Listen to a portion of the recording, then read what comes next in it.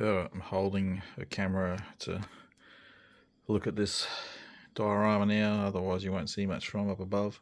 So I've painted the tree up again, painted all the leaves. I've tried to add some different shades to the leaves. I've added a heap of these. I think they were called palm leaves, but I'm treating them more like a fern type leaf, which are also 3D printed. Let me spin that around. So the creek bed I've painted in the rocks, and I've painted in the log. And I used some enamel wash to suggest the algae on the bed. Painted old mate Binturong up. Just kept him simple. He's just having a snooze. It's about a bit of light on him. And that was it. I painted him like primed it black, sprayed white from above, and then painted a brown black over the top, thin, heavily thinned by hand. And I dry brushed his fur to bring out his details. I got to finish off my tapir, who will stand at the front here, and add some more things I've been printing, 3D printing up to it. Alright, some more 3D printing. Printed up those leaves and flowers, so they're just individual prints, and I've painted them up and glued them on a piece of natural vine style plant. You can buy accessories like for dioramas. So it's time consuming, but I think it's just adds to the bit of colour to the diorama. I've got the old tapir glued on. I still have to add dirt to the groundwork, so I'll be adding some dirt, and I'll use PVA glue to keep it glued down. I did it under the tank. You can see at the front of it there, but I add more. And the final thing I thought would work for the diorama is some birds. So I've printed up again some 3D printing, tiny birds, and I've just painted up these little fellas. So I'm gonna just glue that coming out from the bottom of the tank, or in front of the tank, hanging over the creek. 3D printing is just amazing. If only this technology was around 30 years ago. So that's how small they are.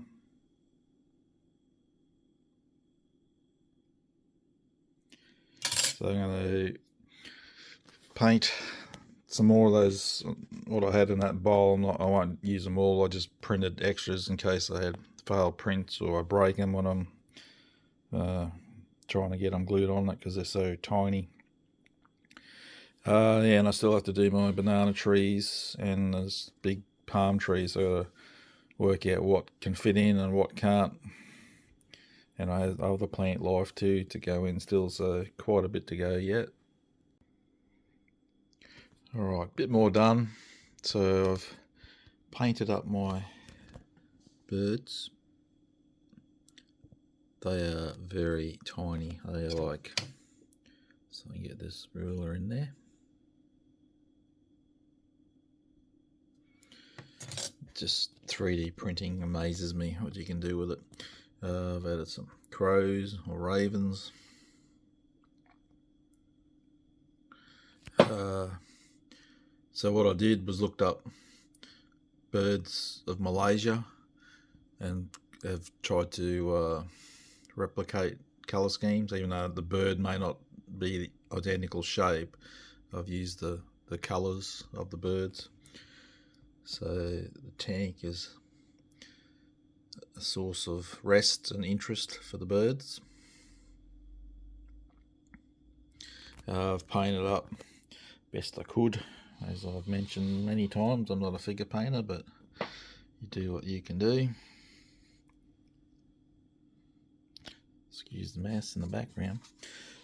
So that's that AK plastic injection molded figure, and all I've added is a piece of foil for the strap, camera strap around his neck.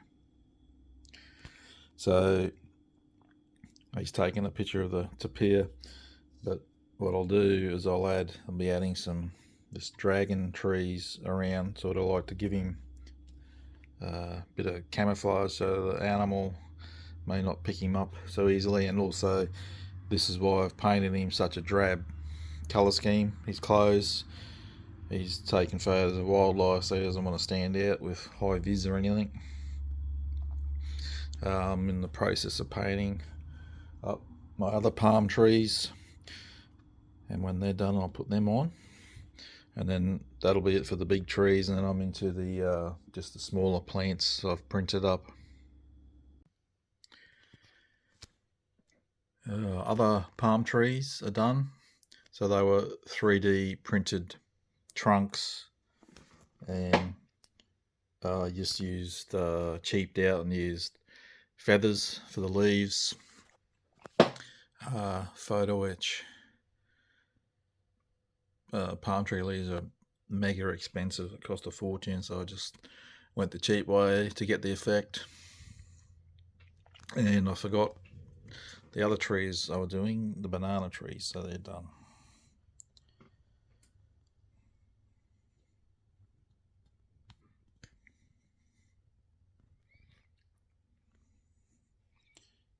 So that covers the trees now, definitely, and now it's just for the smaller plants. I've painted up my dragon plants or trees and glued them on, so a bit more of a camouflage for the photographer, but he still has line of sight on the tapir. So now the remaining plants I've got are the Monstera plants. I've got a whole heap of them to plant up and spread around the base, and that'll be it for plant life. Then I'll be spreading in the sprinkling this on top around the plants and using thin down PVA glue to stick it in place. And on top of that I'll put a bit of jungle mulch here and there around the place as well, and some dead, well, I got some, like the banana trees, I painted up some leaves that are dead, I'll put around the bases, and I've got a couple of these fan palm leaves to put around the base of them, just to add to the surface of the jungle. Alright, I'm going to call this one done. I think you can get well and truly down the rabbit hole doing a diorama. You can just keep adding and adding and thinking of new ideas. So I've come to a point where I said, that's it. I'm happy with what I've done. As I mentioned, this is the first diorama I've ever done seriously. Normally it's just if I do armor, I do a bit of a base, might have a tree or something, not to this extent. So I started off with a $20 Tamiya kit. Bought metal tracks for it, which I think were about 45, so twice the price of the kit. The name plaque on the front there, Forgotten Warrior, I thought I'd give it a title. That was $30, so that's dearer than the model as well. But I think that's what I wanted to do anyway. I wanted to give it a name. I've spent an awful lot of time on it, invested a lot of time and money, not heaps of money, but a fair bit, buying 3D printer files and, as mentioned, the aftermarket tracks and the plaque and the figure. It was just a lot of fun because, like I said, I've never done it in such depth before, and every little thing you do to it is something different, so it keeps the interest going. I ended up, I don't think I mentioned that the creek is it's almost dried up. I used a bit of I think it's AK still water. I just put towards the center along the bottom, so it suggests there is a touch of water in there, but it's almost dried up. I didn't really want to make a full-blown water scene. That's not really the focus of the diorama. But, yeah, I'm really happy with how it turned out, and I guess that's the main thing, isn't it? When you build a model, if you're happy with it.